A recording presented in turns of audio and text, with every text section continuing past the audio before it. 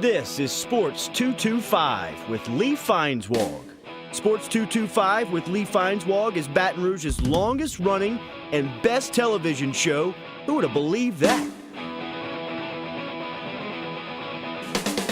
My best friend, Lee Feinswag, look at the Christmas. Sports 225 is brought to you by Breck. Remember, it all starts at Breck. Now, your host, Lee Feinswag. It's easy now. It's easy stuff. Yeah, it's good.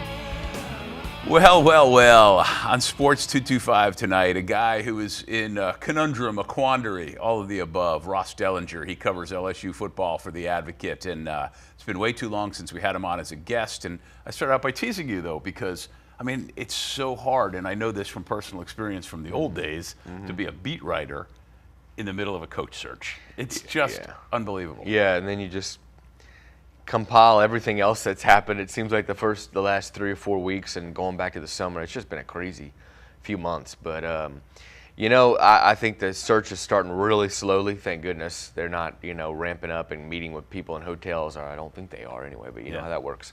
So I think that'll come a little later, but yeah, it's been a crazy few weeks, man. I don't think I've ever experienced anything like it, in my career, 10, 11 years. No, wait. You were the LSU football beat writer last Thanksgiving week as well. Yeah, that's true too. Yes, I was.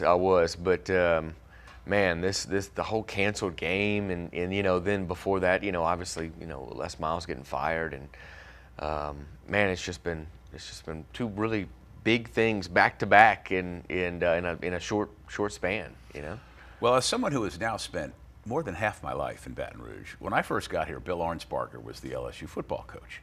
And he left to go become the athletic director at Florida.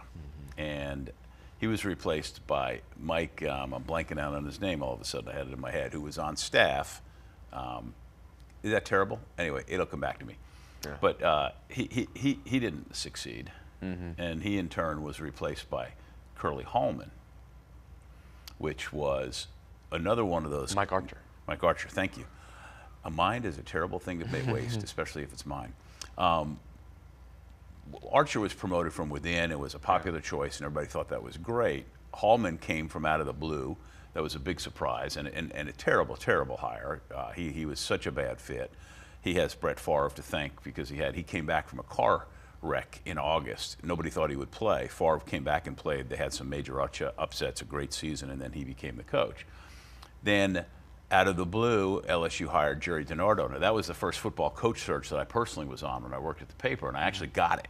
I actually got it right with them as they went. Yeah. But even still, that was somewhat of a surprise. And then nobody could believe that LSU had hired Nick Saban until he actually showed up that morning for the news conference, which was his first time on campus. He did not visit LSU before he came here. Crazy. And nobody had that story.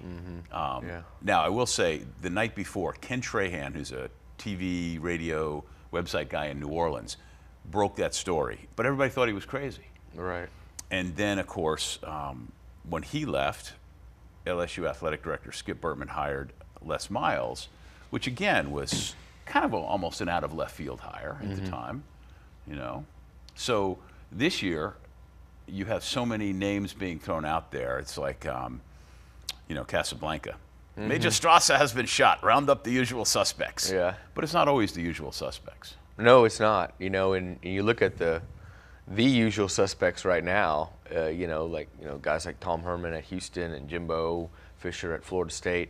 Those are two that seem to stick out more than anybody. I mean, I had an interview with LSU President F. King Alexander, and he mentioned Tom Herman in the interview, which was really bizarre last week. You got to think like those two are the guys, but I would take the field. I mean, I would take the field. I don't know. I just think it's a better chance of somebody else that maybe not a huge shock or surprise, but somebody that's not those two or three guys that you hear most about. And like you said, I don't know. I'm sure Les Miles was not in the usual suspects, and I'm guessing Nick Saban was not. I don't know how. Saban's name never surfaced until the night before. Of course, there were the meetings going on. Joe Dean, the athletic director, met with Jimmy Sexton, his agent, in Memphis. Just like when you said before, you don't think they're in the hotel rooms. Well, the big thing is a lot of them, the agent and the athletic director or a representative of the university fly to like Dallas. Right. They both are inside security, okay, because they're going to connect back, and then they meet in a private room in the Dallas airport or in the Atlanta airport, and Right. that's where a lot of that stuff gets done. Yeah. I went back and talked to Skip a couple years ago about the Les Miles search, and it was just incredible to hear the stories come out. You know, he was sharing stuff that he probably never had just because it, you know, it was so long ago, I guess, at that point. And yeah, it was incredible to hear all the stuff. You know, meeting with, you know, Bobby Petrino and Jimbo and Houston Nutt and then the one story of who's the former Jacksonville Jaguars coach, Del Rio. Jack Del Rio. Del Rio never came in the restaurant to meet with them because he was on the phone in the parking lot of the restaurant in Florida. They met, you know, like at some place in the middle of Florida or something, and he never even walked into the restaurant because he thought maybe it would be it would void his contract with the Jaguars if he met. So he was on the phone with his agent in the car and in the parking lot, and the board and the committee was inside this restaurant looking at him, you know. And it's just bizarre, some of the stories that come out of a coaching search, and I'm sure this one will produce its fair share. I don't miss being you in these circumstances, but I do like following along at home. You can do that at theadvocate.com. Ross has written some really, really good stories since all the madness occurred a couple of weeks ago, including a really, really good look at Ed Ogeron. And of course, he's on top of the coaching search. He's not doing it alone. Our friend Scott Rabelais and others are helping him, but you're like Atlas, dude. Yeah. There you go. All right, we got to take this break. He's Ross Dellenger. You can read his stuff at theadvocate.com. I'm Lee Feinswag, and you can watch me here on Sports 225.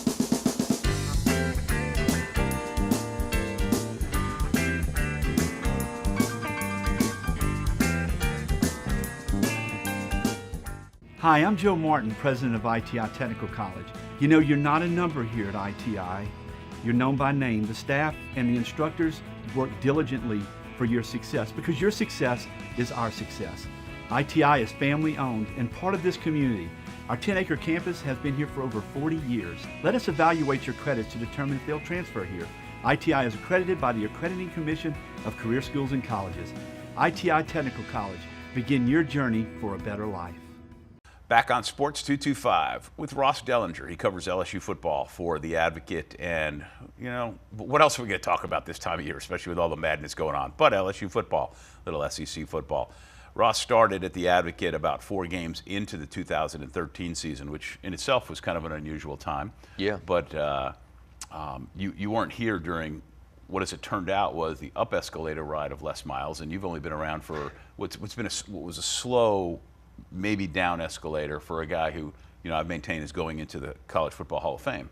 Yeah, it's kind of weird. You know, a lot of people around here will say that I started as it started to go down. You know, the beginning of the end, or whatever you want to call it. You sound like a Dellenger jinx. Yeah. I mean, my first game covering the team, I had I think 4 games left in the 13th season when I started, and I think it was Alabama, at Alabama. And it ended up being just a really bad. I don't remember the score, but it was something like 31-14 or something. I mean, 38-14. I mean, it ended up being really bad. And a lot of people say that was kind of the beginning of the end. But they turned around, I think, after that game, and they really walloped Johnny Manziel and A&M. But yeah, it's been a crazy 3 years, and just gets crazier, lately. So way before you got here, in 1986, LSU went to the Final Four in basketball. Dale Brown was the coach, and this was a team that started out with chicken pox early on in the season, and a bunch of them were wiped out. They lost a couple of players to academics.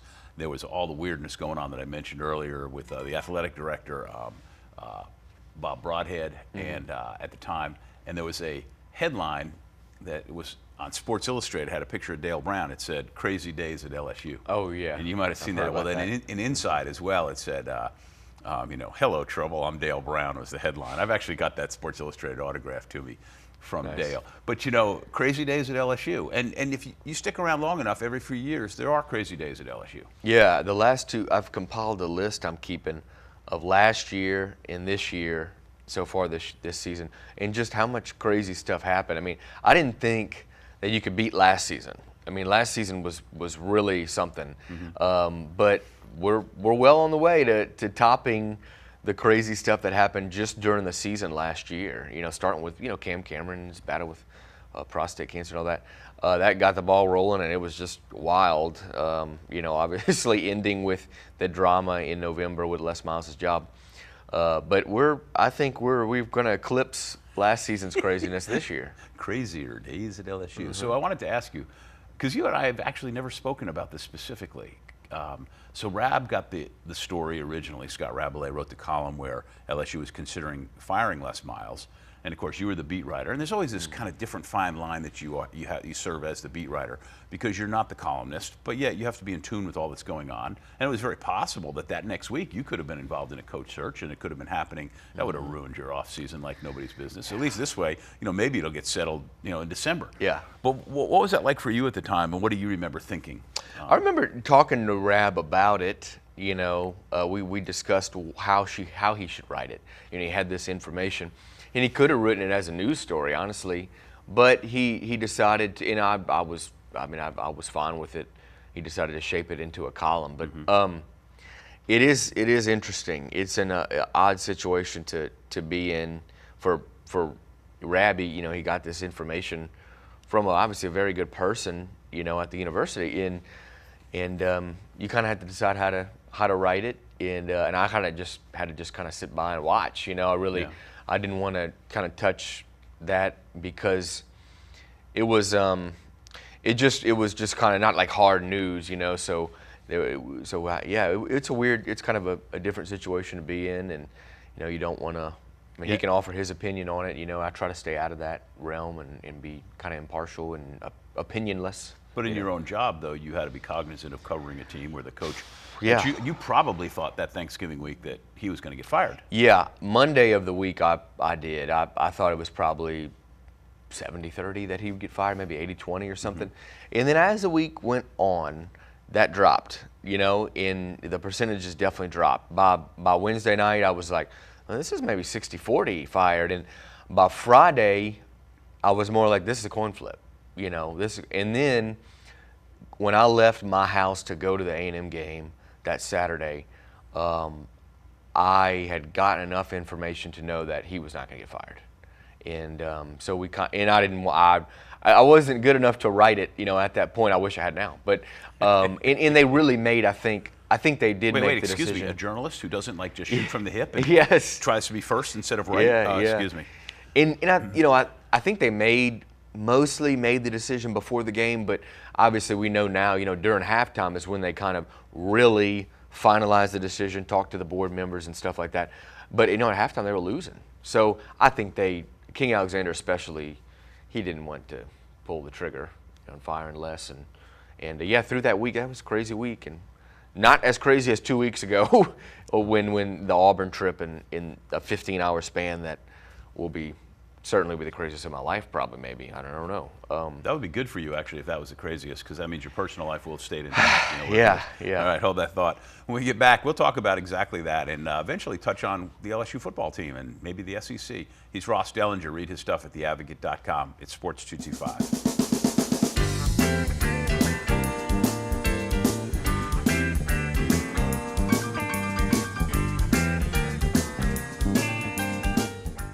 Don't let the bed bugs bite you. We'll put them to sleep.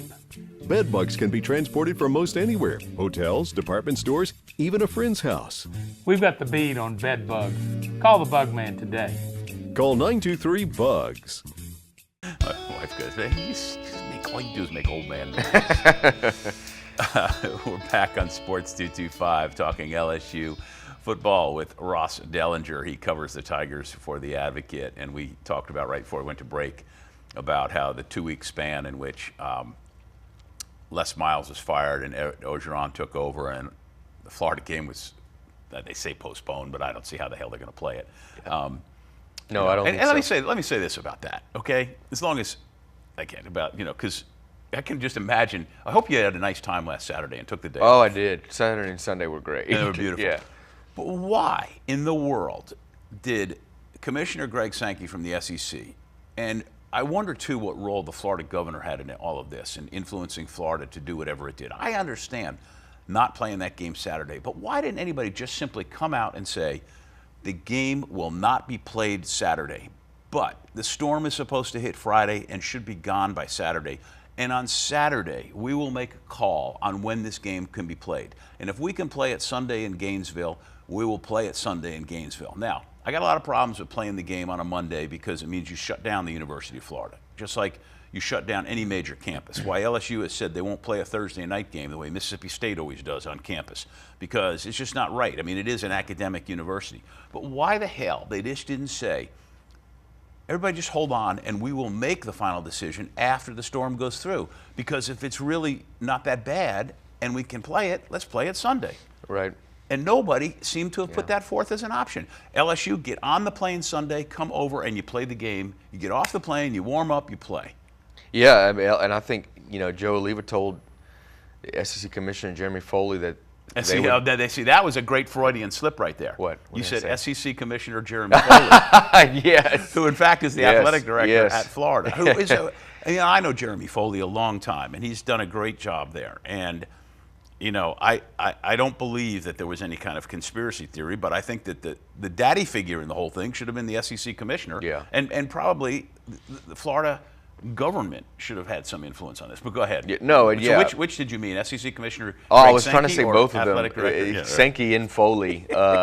Oliva told him, we'll come down there, we'll fly down, the fly in Sunday morning, so we don't have to take up any hotel rooms, fly out Sunday night. Yeah. And they just didn't want to do it.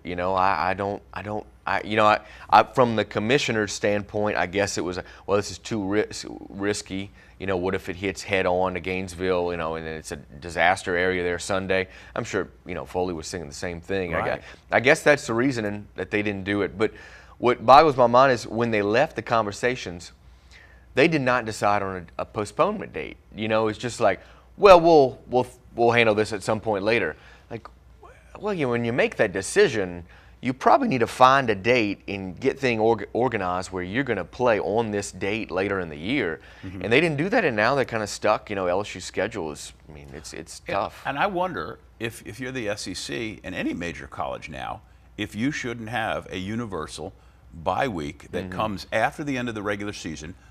The next weekend is free, and then you play your championship game because you don't play the BCS championship semifinals or the bowl games until a couple weeks after that anyway. Yeah. And this, let me say, if you believe the earth is angry, which I do, just look around at the weather we've had lately for the last couple of years, and a hurricane like this in October, and it's going to happen again.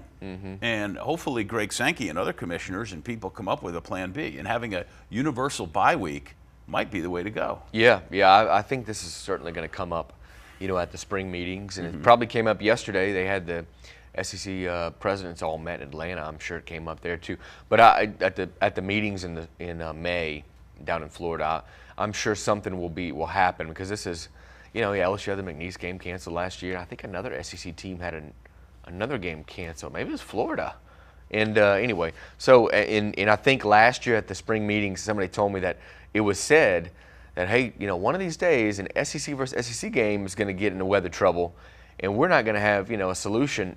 And lo and behold, a year later. So I think at the spring meetings you're going to see something arise where there's going to be a new policy or a universal bye week or something like that. Do you think this game gets played, or is it just there's no way? I don't think so. And I was first told that it was canceled because LSU's side viewed it as a cancellation. Right. They didn't think it was going to get made up. And the only solution is to move the SEC game back a week, the SEC championship game, and play it on that day. That pretty much seems to be the only way to go. Yeah, that's it. They, Oliva had outlined a few possible dates, but he kind of eliminated all of them except that December 3rd. And other people have eliminated them, like the October 29th date. You'd have to move Georgia, Florida up a week. It would just be crazy, all the logistics of that. And LSU obviously does not want to lose its home game on November 19th. I don't blame it. A lot of money for the area. Yeah.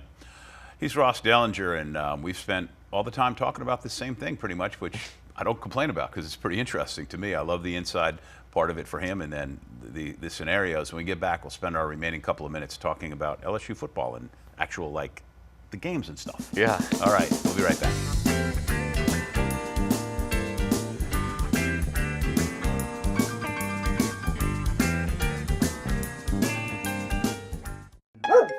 See that dog lover?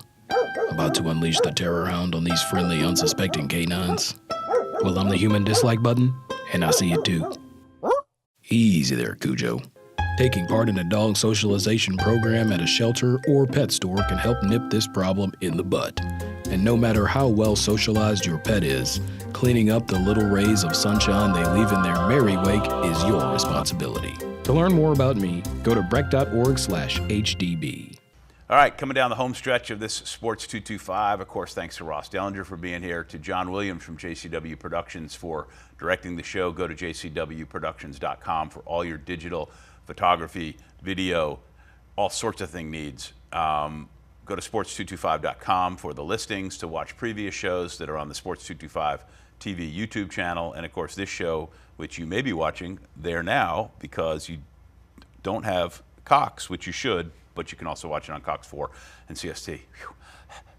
So who do you think's the coach, the next LSU coach? And I preface that by saying I would like to see Orgeron succeed and keep the job. Yeah, you know, I feel the same way. He's been a joy to work with from a media perspective. He's opened up practices for the first time at LSU in 10 years, and he's really, you know, he's easy to reach if you need him, you know, which is pretty rare. I mean, I certainly never woke up in the morning to a text message from Les Miles, that's for sure. You know, and so Ed is he's been really good to work with, and obviously, you know, hopefully it would stay that way. But you know, Ed's trying to win the job, you know, and he needs to win everybody involved, including the media, and he's doing a good job of that. And I certainly wouldn't mind seeing him as coach, but you and Bob both know he's really got to go on a run for that to happen. Well, he has 6 or 7 games left, and he has a bowl game.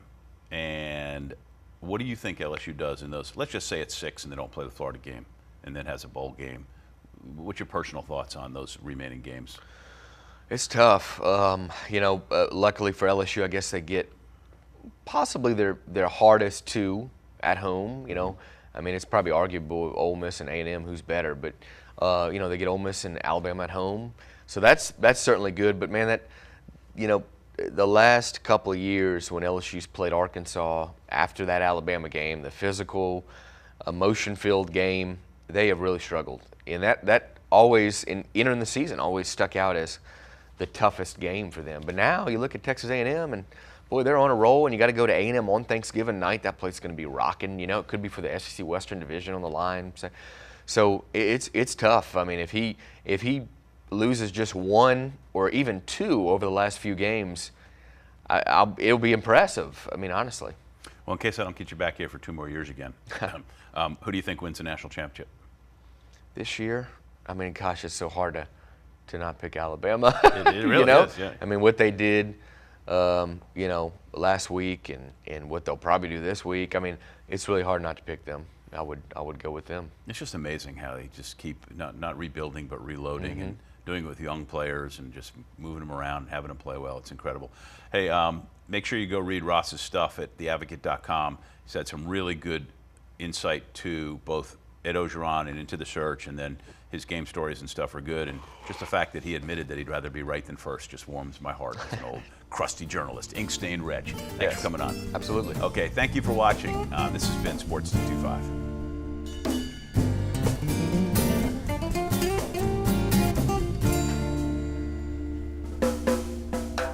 At carnival time by Baton Rouge Bay, that's the site of my story. At Spanish Town Mardi Gras, things can get blurry. See the mowers marching, prizes fill the sky. This Spanish Town Mardi Gras, may it never die. Poetry was everywhere, sweet music filled the air, and just then she glanced my way. Next